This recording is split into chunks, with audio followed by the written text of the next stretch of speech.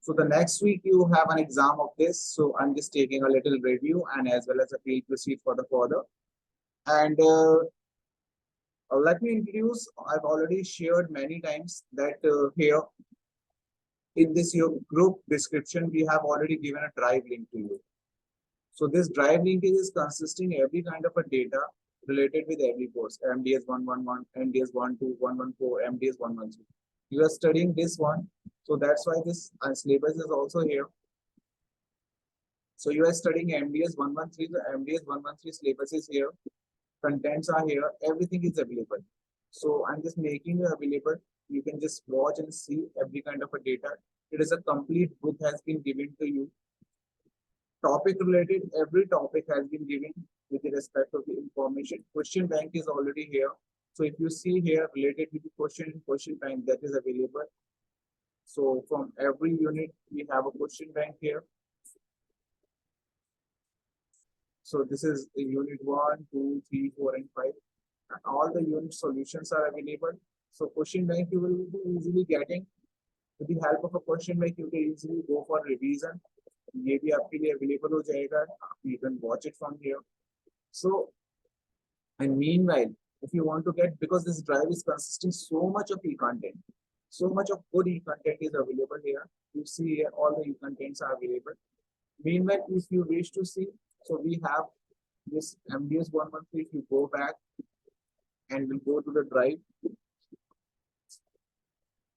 and you see here in this MTech folder, in this MTech folder, all kind of contents are available. So contents are available for the first sem. This is basically your first sem. All contents are available with this one. So you can get everything which is related with this one. In this section, you can easily get this. Course content. If you go for first sem, you can easily get the course content for the batch 2023 fourth sem. First sem is an older one. You can easily get the second sem. So every sem we are just providing such kind of a good contents to you, and that is available. That content is here. So you can easily get all kind of a content from here. So this is your batch. Here you are getting everything. You see in this we have already created, and the new folders are there.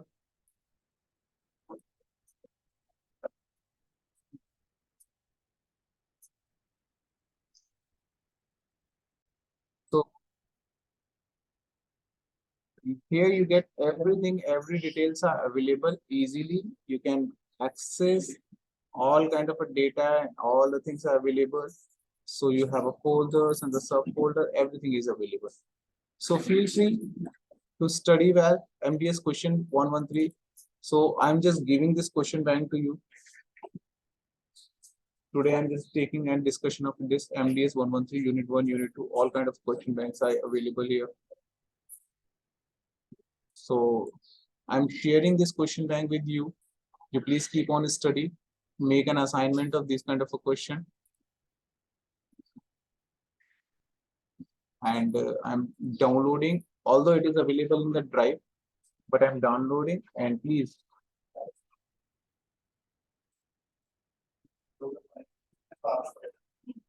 keep getting all these questions.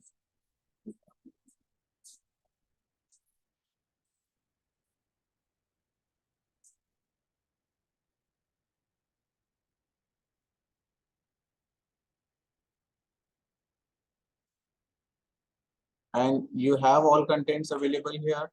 You will have all kind of data available here that will be absolutely with you. So don't worry about that.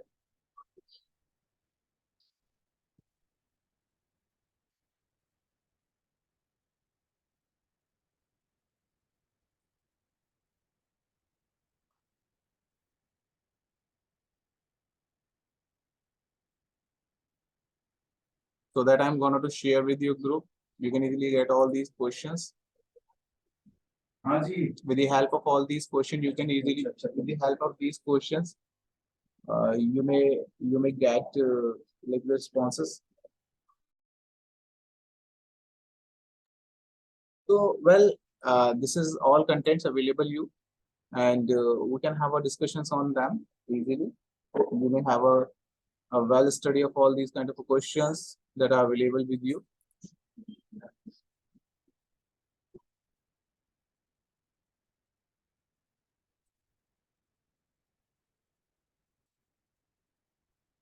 I'm gonna do, because we have already completed the unit number 1, and now we are talking and discussing about the unit number 2. So under the unit number 2, we have already discussed about this kind of a clustering. All kind of a methods are already available here. So this content I'm going to share it within your group. आपके group में content available हो जाएगा, and I'm going to share it here.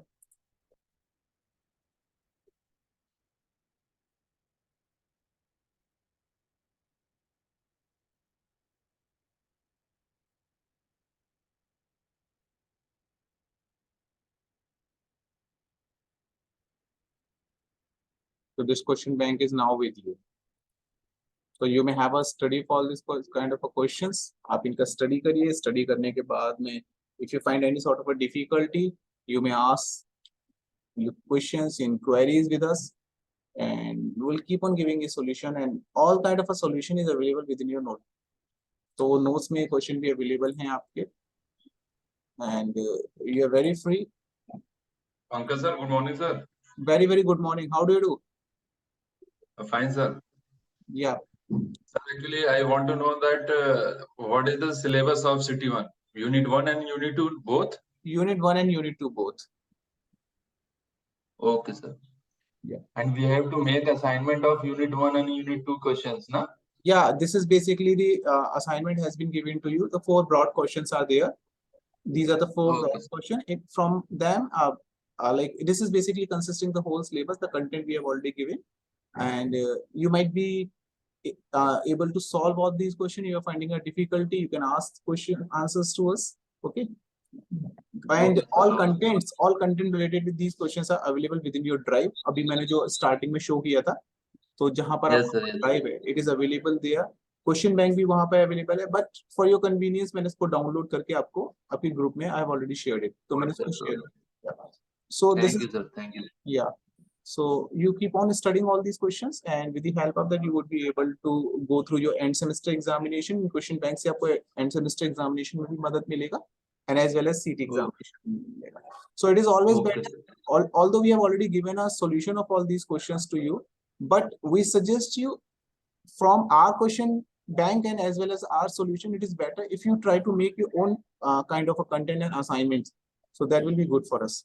Okay. So I can show you. Like in this, you have all kind of a question bank and solutions are available. So you see here, question bank and solutions is also there. Right, sir, right. Yeah. So all questions and solutions are available. So you can easily get from here. So I'm just opening this. Just taking a unit 1 example.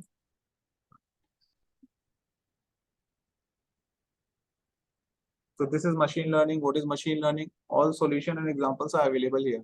How does machine learning work?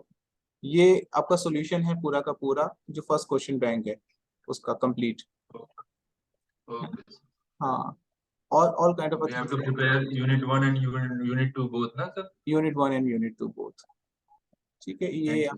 हाँ. So this is your question bank. Cross validation technique क्या हो गया ये जो पढ़ा है तो every question and its answer is available here. आप बस इसको पढ़ लीजिए और पढ़ने के साथ में where you finding a difficulty, dimensionality reduction के ऊपर ये क्वेश्चन आ गया आपका, है ना? Where you finding the difficulty, it is better to ask to us. आप हमसे पूछ लीजिए कि that we are finding a difficulty in this question and unable to understand. तो आप हमसे पूछ सकते हैं, रेफर कर सकते हैं हमारी ऑनलाइन रिकॉर्डिंग्स जो अवेलेबल हैं, that are also there. So this is your unit 1 solution completely provided to you. Okay. Thank you, sir. Welcome always. So my objective is basically to make you just comfortable for your upcoming examination, and because of that I'm just taking all these considerations here and taking this kind of a review classes, and those are unable to join today, they can have an access from the YouTube channel. Our YouTube channel is also good, and all recordings with the help of a playlist. I can show you also the same one कि वो वहां पर हमारा किस तरीके से recording playlist है. आप हमारे YouTube चैनल पे जाइएगा, उसका लिंक अवेलेबल है, Even that you're finding a difficulty, I'm resharing our link of our YouTube channel.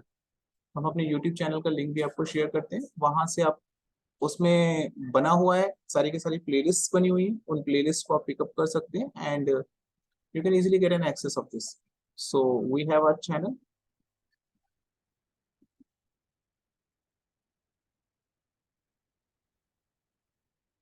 See, and once you go to the playlist, so see, आपका MDS 151 लैब कोर्स है, ये आपके पड़े हुए हैं यहाँ पर. MDS 113 आपका यहाँ पर ये थियोरेटिकल कोर्स है, ये पड़े हुए हैं यहाँ पर.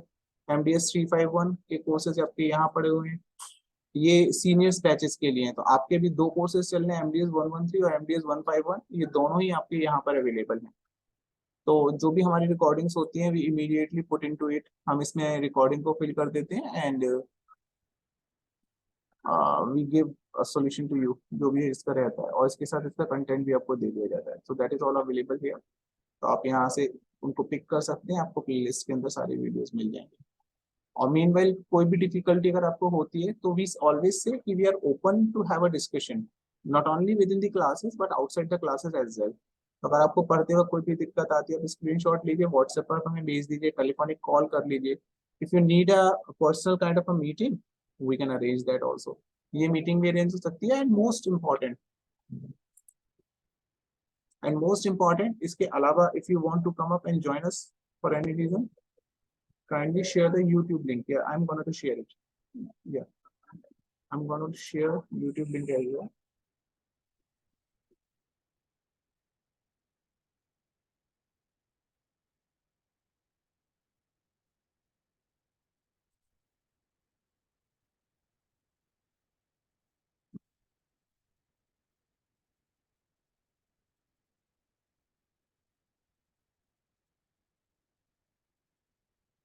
This is our YouTube channel.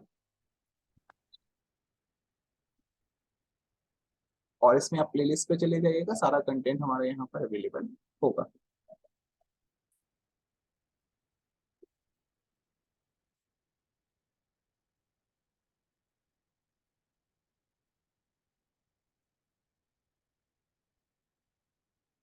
Question bank भी वहीं पर है, क्वेश्चन बैंक का सॉल्यूशन भी वहीं पर है. YouTube चैनल्स में भी हमारे पास सारे वीडियोस पड़े हुए हैं, वो भी आपके लिए अवेलेबल है.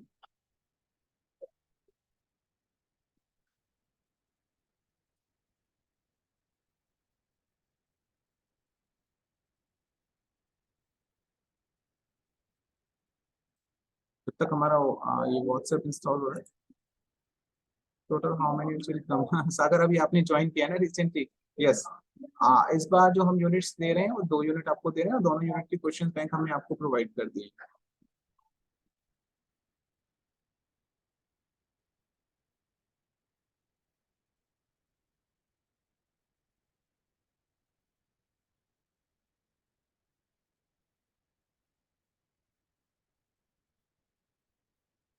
हाँ, दोनों के ही क्वेश्चन बैंक है, और दोनों ही क्वेश्चन बैंक के सॉल्यूशंस भी अवेलेबल है. आप ड्राइव पे जाएंगे तो आपको ड्राइव पर सॉल्यूशंस भी अवेलेबल हो जाएंगे. ये दैट्स आई एम शोइंग. आपको जहां पर आप जाएंगे ड्राइव में, MDS 113 के फोल्डर पे जाइएगा, यहाँ पे क्वेश्चन बैंक और सॉल्यूशन का फोल्डर बना हुआ है, और ये आपकी ग्रुप डिस्क्रिप्शन में अवेलेबल है. तो डोंट वरी अबाउट दैट, ये आपकी ग्रुप डिस्क्रिप्शन में है, तो आप यहाँ से इजीली उठा सकते हो, है ना. ये आसान है. देखिए, ओवरव्यू में बताऊं, ये सारी क्वेश्चंस का मैं आप लोगों के लिए एक बार रिव्यू भी ले सकता हूं कि व्हाट एग्जैक्टली इट इज. तो if you are on, then you can understand what we are trying to do it. ये भी व्हाट्सएप थोड़ा सा अपलोडिंग इश्यू कर रहा है, तो मैं अभी आपको शेयर करता हूँ, आपको यूट्यूब का लिंक भी शेयर कर देता हूँ. It's taking a bit time. जब तक हम लोग अपने क्वेश्चन बैंक के ऊपर एक बार डिस्कशन कर लेते हैं. जो क्वेश्चन बैंक हमारे पास है, सॉल्यूशन भी है हमारे पास में क्वेश्चन बैंक का, और उसके साथ में क्वेश्चन बैंक भी. देखिए, ये फर्स्ट क्वेश्चन जो है, what is a machine learning technique, explain with the help of a diagrams and examples.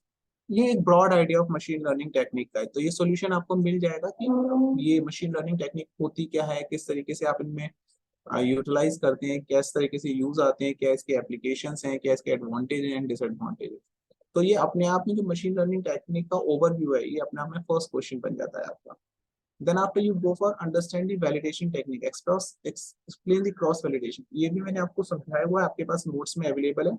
Even that you find the difficulty to understand cross validation को मैं एक शॉर्ट में बता देता हूँ आपका, कि जब कभी हम मशीन लर्निंग में काम करते हैं तो मशीन लर्निंग का मतलब होता है डिवाइस को ट्रेन करना. इंपॉर्टेंट पार्ट होता है, ध्यान से समझिएगा. मशीन को ट्रेन करना इंपॉर्टेंट है, क्योंकि मशीन को उस सिचुएशन में जाके जहां पर आपने उसको बताया नहीं है कि क्या इनपुट उसके सामने आ सकता है, मशीन उस सिचुएशन में जाने के बाद में आपका रिस्पॉन्स करेगी. तो हम मशीन को rather than program for inputs के लिए प्रोग्राम करने की जगह हम उसको ट्रेन करते हैं. ये डिफरेंस होता है नॉर्मल प्रोग्रामिंग में और मशीन लर्निंग में. नॉर्मल प्रोग्रामिंग में हम उसको इनपुट देते हैं और कहते हैं कि इस इनपुट का ये आउटपुट होगा. लेकिन मशीन लर्निंग के केस में हम क्या कहते हैं, हम उसको ट्रेन करते हैं कि अगर ऐसे ऐसे ऐसे इनपुट्स होंगे, इस टाइप के इनपुट्स होंगे तो आपको ये करना है, इस टाइप के इनपुट्स होंगे तो आपको ये करना है. तो मशीन एक ह्यूमन ब्रेन की तरह ट्रेन हो जाती है. और वहां पर तो जब हम मशीन को ट्रेन कर रहे होते हैं तो उसके बाद इंपॉर्टेंट होता है कि हम उसको वैलिडेट भी करें. ये बहुत जरूरी होता है कि मशीन को वैलिडेट भी करें कि जो आउटपुट वो दे रही है वो ठीक दे रही है या नहीं दे रही है. तो उसको चेक करने के लिए, उस आउटपुट को चेक करने के लिए कि मशीन का जो आउटकम है, जो आउटपुट आ रहा है, वो आउटपुट एडिक्वेट है या नहीं है, इसको चेक करने के लिए हम क्या करते हैं, इसको चेक करने के लिए हम मशीन को वैलिडेट करते हैं.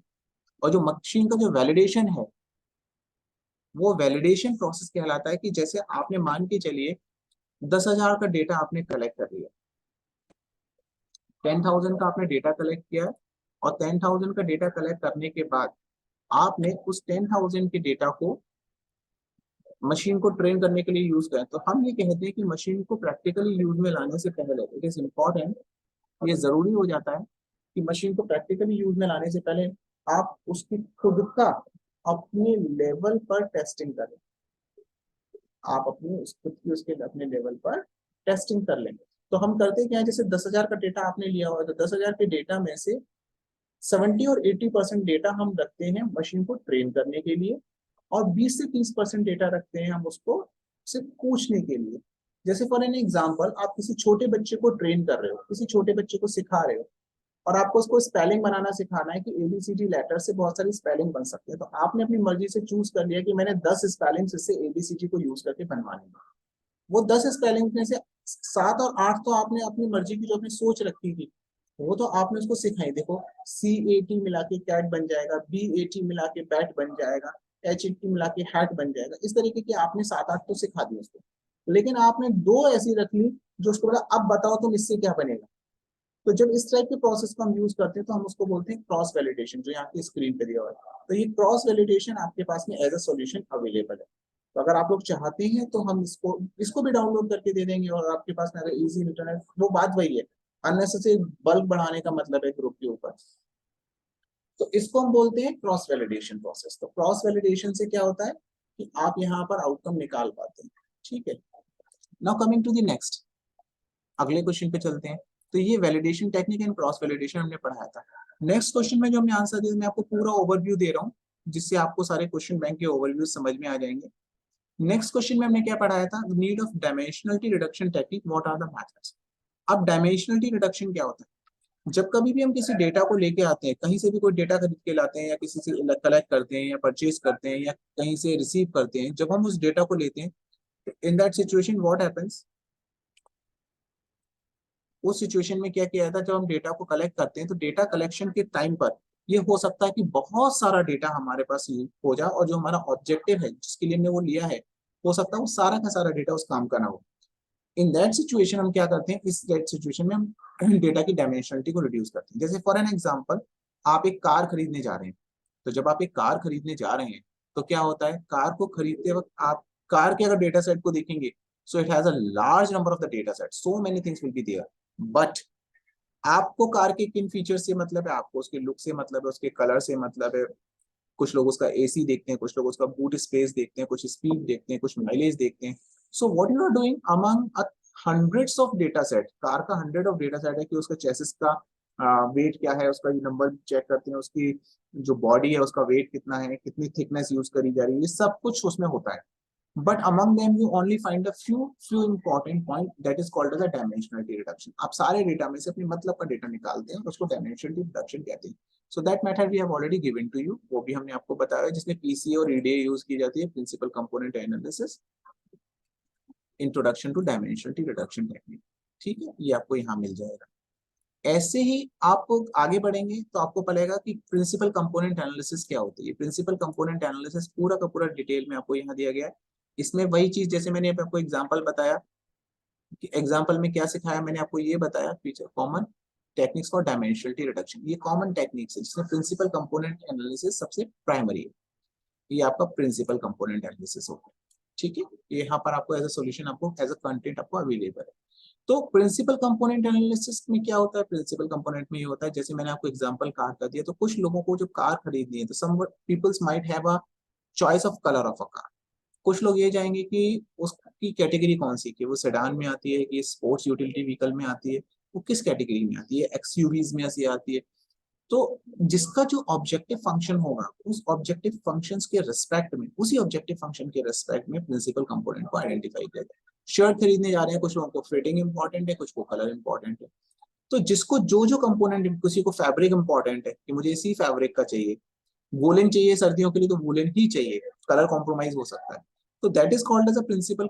जबकि अब शर्ट के फीचर्स में बात करें तो शर्ट बनाने वाली कंपनी को कितना ध्यान रखना है, उसको कॉलर का भी ध्यान रखना है, उसको बटन का ध्यान भी रखना है, उसको लेंथ का भी ध्यान रखना है, उसको कफ्स का भी ध्यान रखना है, उसको साइड के कट्स पर भी ध्यान देना है। तो एक शर्ट बनाने वाली कंपनी से अगर आप पूछेंगे तो जब वो एक डिजाइन मॉडल पे काम करती है, शर्ट के जो बड़े बड़े कंपनीज हैं डिजाइन मॉडल पे जब शर्ट के काम करती हैं, तो दे वॉच, वो देखती है कि कितने सारे पैरामीटर्स किसी शर्ट के ऑब्जर्व हो सकते हैं। Got it. तो जब इतने सारे पैरामीटर्स ऑब्जर्व हो सकते हैं तो in that situation what we have to do, in situation में हम ये कोशिश करते हैं कि यहाँ पर हम उन कंपोनेंट्स को ही केवल पिक करें जो प्रिंसिपल। तो this is called as a principal component analysis. तो ये आपका लास्ट क्वेश्चन का आंसर होगा, ये भी अवेलेबल है आपके पास। अब यूनिट 2 में जब आते हैं तो यूनिट 2 में जो क्वेश्चन आते हैं वो आते हैं कि what are the methods of the distance method, what is the need of a distance method.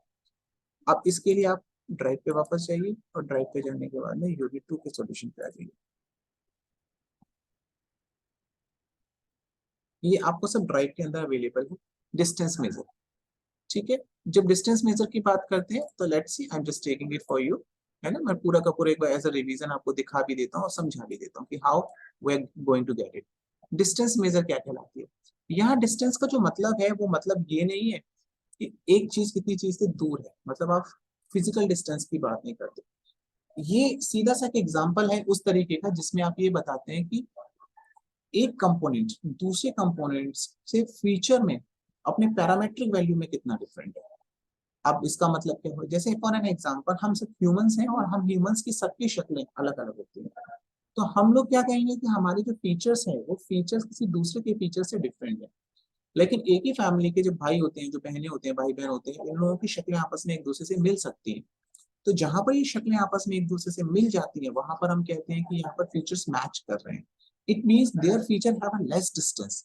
तो जब हम मशीन लर्निंग में काम करते हैं तो मशीन लर्निंग में हमें इंपॉर्टेंट हो जाता है ग्रुप्स बनाना, ये आइडेंटिफाई करना कि जो चीज हमारे पास है। जैसे फॉर एन एग्जांपल आपने अपने घर के अंदर एक सिस्टम लगा रखा है, जो सिस्टम आपके फैमिली मेंबर्स को तो एंट्री दे दे लेकिन आपके फैमिली मेंबर्स के बाहर के लोगों को एंट्री ना दे। तो अब फैमिली मेंबर्स को एंट्री देने के लिए कहीं ना कोई फीचर्स को मैच करने की कोशिश करेगा, तो उसको फीचर्स को मैच करने के लिए सिमेट्री दी जाएगी। तो वो क्लस्टर ग्रुपिंग करेगा सिमिलर फीचर्स को और डिसिमिलर फीचर्स को। अब सिमिलर और डिसिमिलर्स के बीच में जो गैप आया वही कहलाता है यहाँ पर डिस्टेंस। तो ये जो डिस्टेंस होती है ये बहुत इंपॉर्टेंट पॉइंट होता है। और इस डिस्टेंस मेजर की जब हम बात करते हैं, ये डिस्टेंस मेजर करना बहुत ज्यादा जरूरी होता है क्योंकि मशीन दो तरीके से काम करती है। जैसे मैंने आपको स्टार्टिंग में पढ़ाया था सुपरवाइज अनसुपरवाइज मशीन लर्निंग होती है। तो supervise machine learning hierarchical base होती है, क्लास बेस होती है। ये अच्छा, कम अच्छा, ज्यादा अच्छा, इस तरीके से क्लासेस दे दी जाती है। अच्छे की भी क्लास बन गई, खराब की भी क्लास बन गई। लेकिन जो दूसरी अनसुपरवाइज मशीन लर्निंग होती है उसको पता ही नहीं है कि कौन अच्छा, उससे अच्छा, उससे अच्छा, वो नहीं जानती। वो ये जानती है कि दो चीजें अलग अलग है, एक अच्छी चीज है, एक बुरी चीज है, एक रेड है, एक ग्रीन है, एक व्हाइट है, एक ब्लू है।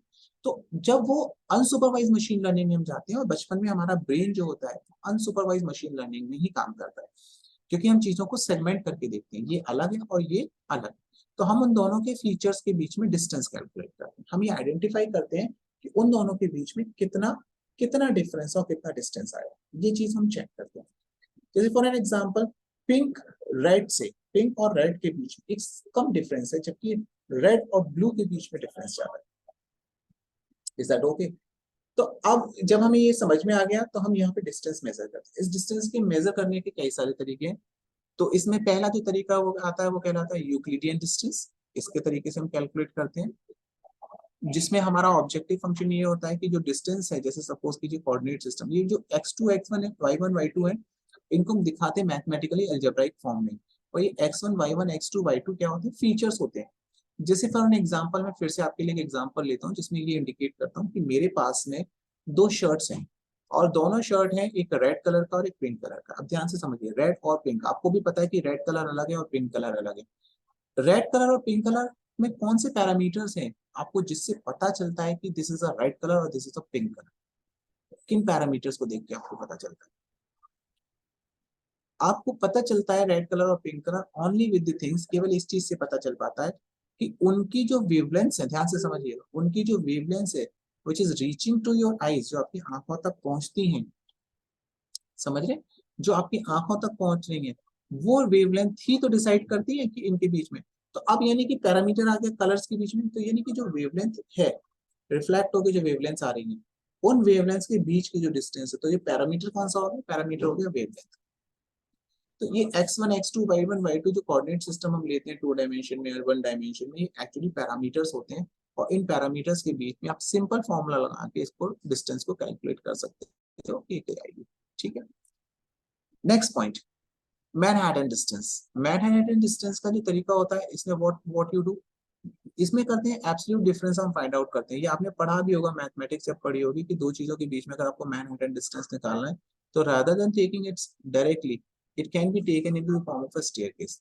तो ये जो है रेड लाइन जो है वो gives the Manhattan distance between the point of this, यानी कि ये चीज, मतलब आप डायगोनली चीजों को ना लें, वर्टिकली कितना है और हॉरिजॉन्टली कितना है, जिससे आप मैक्सिमम डिफरेंस आप फाइंड आउट कर पाए कि इनके बीच का कितना है।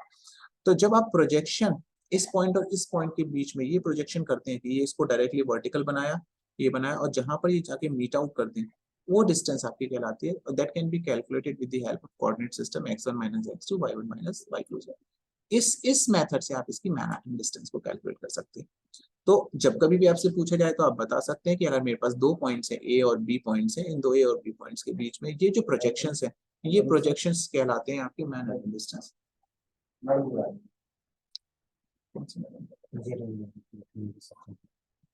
इसके बाद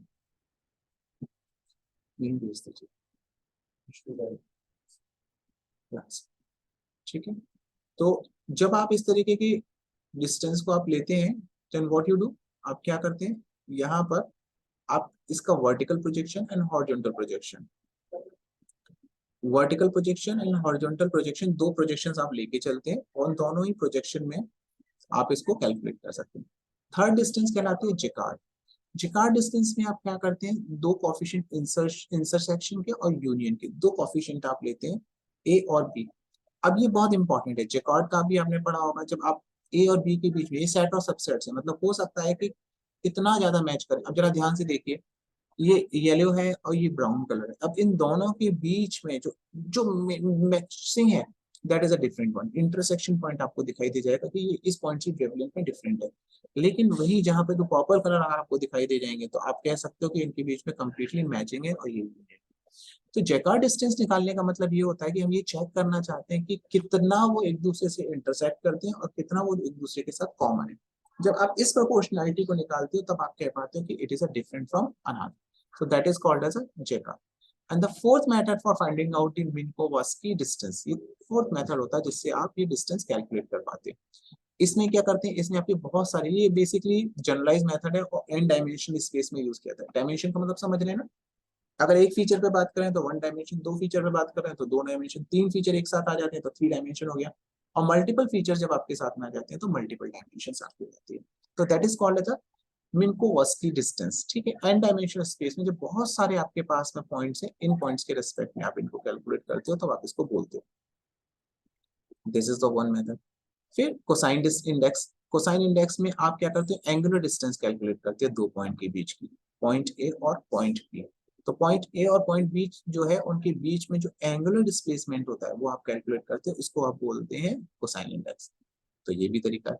मतलब कहने का मतलब है कि ये ऑल मेथड्स आप करते क्या है, आप सारे के सारे जो फीचर्स हैं, जैसे सपोज कीजिए मुझे कोई चीज अच्छी लग रही है बुरी लग रही है, अच्छी और बुरी लगने के भी तो कोई ना कोई पैरामीटर्स होते होंगे, उन पैरामीटर्स को ही आप न्यूमेरिकली पिक कर लेते हैं, पिक करने के बाद उनके बीच में कैलकुलेशंस करते हैं और उन डिस्टेंसेस को कैलकुलेट करते हैं।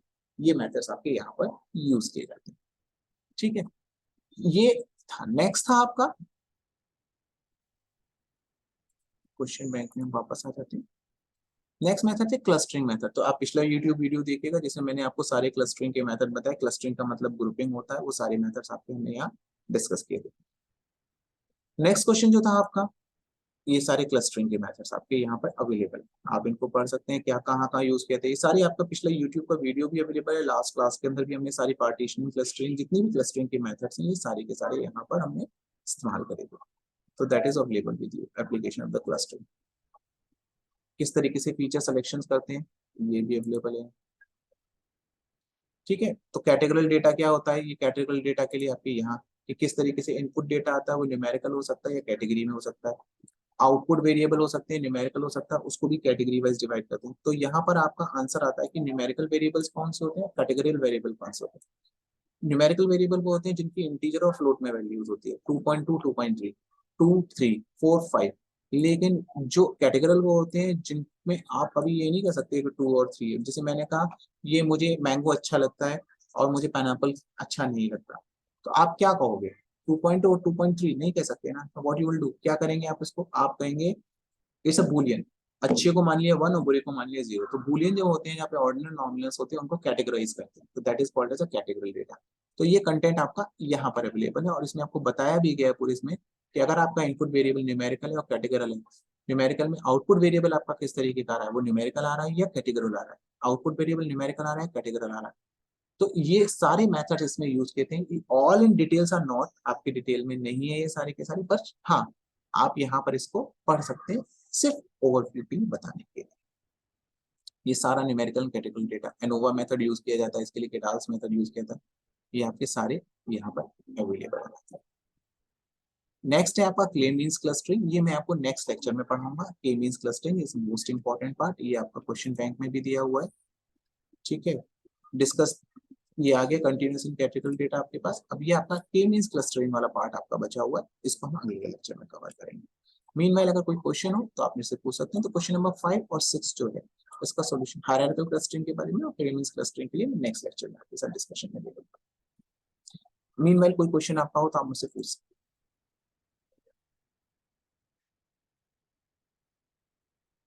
और आप कहें तो मैं आपको ये सॉल्यूशंस दोनों ही आपको डाउनलोड करके भी प्रोवाइड कर सकता हूँ, आप ले लीजिए।